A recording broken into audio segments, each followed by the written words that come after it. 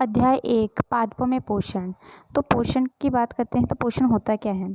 पोषण एक ऐसा पदार्थ जिसमें अनेक पोषक तत्व कार्बोहाइड्रेट, प्रोटीन, वसा, खनिज, लवण आदि पाए जाते हैं, जो कि कैसे होते हैं, जटिल अवस्था में होते हैं। इनको सरल अवस्था में जैविक क्रियाओं के द्वारा क्या करा जाता है, परिवर्तित किया जाता है।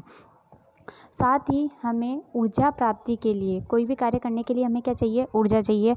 और ऊर्जा किससे प्राप्त होती है, हमें भोजन से प्राप्त होती है। कक्षा 6 में आप पढ़ चुके हैं कि सभी जीवों के लिए भोजन आवश्यक है।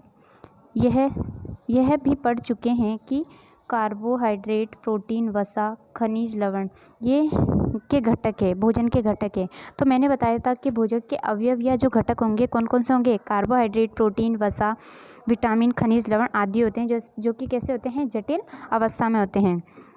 भोजन के घटक हमारे शरीर के लिए आवश्यक होती है। इन्हें क्या बोलते हैं, उन्हें क्या बोलते हैं, पोषण कहते हैं। सभी जीवों को भोजन की आवश्यकता होती है। पौधे भोजन स्वयं के लिए अपना भोजन बनाते हैं। जो पौधे होते हैं अपना भोजन स्वयं बनाते हैं, इसलिए पौधों को क्या बोला गया है, स्वयंपोषी कहा जाता है। परंतु मानव सहित कोई भी प्राणी अपना भोजन स्वयं नहीं बना सकते हैं, इसलिए उन्हें क्या बोलते हैं, किसी और पर, अपने भोजन के लिए किसी और पर निर्भर रहते हैं, इसलिए उन्हें क्या कहा गया है, परपोषी कहा गया है। पादपों एवं पादपों का आहार ग्रहण करने वाले जंतु को अपना भोजन प्राप्त करते हैं। अतः मानव और अन्य प्राणी प्रत्यक्ष और परोक्ष रूप से भोजन पादपों पर किस पर निर्भर रहता है, भोजन के लिए किस पर निर्भर रहेगा, पादपों पर निर्भर रहता है। चाहे वह मनुष्य हो चाहे वह प्राणी हो, भोजन के लिए किस पर निर्भर रहता है, पादपों पर निर्भर रहता है। इसलिए उन्हें क्या कहा गया, परपोषी कहा गया है। जबकि जो पादप होते हैं स्वयं अपना भोजन बनाते हैं, इसलिए इनको क्या कहा गया है, पर स्वयं पोषी कहा गया है। पादपों में पोषण विधि, कौन कौन सी विधि किसके द्वारा होता है।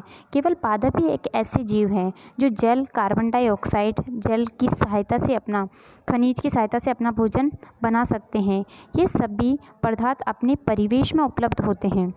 पोषक पदार्थ, सजीवों का शारीरिक संरचना, जो पोषक पदार्थ होते हैं आवश्यक क्यों होते हैं, शारीरिक संरचना, वृद्धि, क्षतिग्रस्त भागों की रखरखाव के लिए समर्थ बनाते हैं।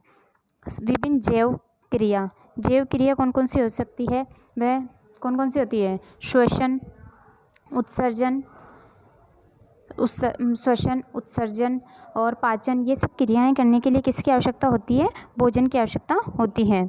सजीवों द्वारा भोजन ग्रहण करने एवं उनके उपयोग की विधि को क्या बोलते हैं, पोषण कहते हैं। पोषण की वह विधि जिसमें जीव अपना भोजन स्वयं संश्लेषित, मतलब स्वयं बनाते हैं, तो उसे क्या बोलेंगे, स्वयं पोषण कहते हैं। और ऐसे पादपों को क्या बोलते हैं, स्वयंपोषी। जबकि जंतु अधिकतर जो होते हैं वह अन्य पादपों द्वारा भोजन ग्रहण करते हैं। तो जो दूसरों के द्वारा अपना भोजन ग्रहण करते हैं उन्हें क्या बोला गया है, विषमपोषी कहा गया है। तो विषमपोषी किसे कहा गया है, जो कि अपना भोजन क्या करेंगे, किसी भोजन के लिए किसी और पर निर्भर रहते हैं, तो उन्हें क्या कहा गया है, विषमपोषी कहा गया है।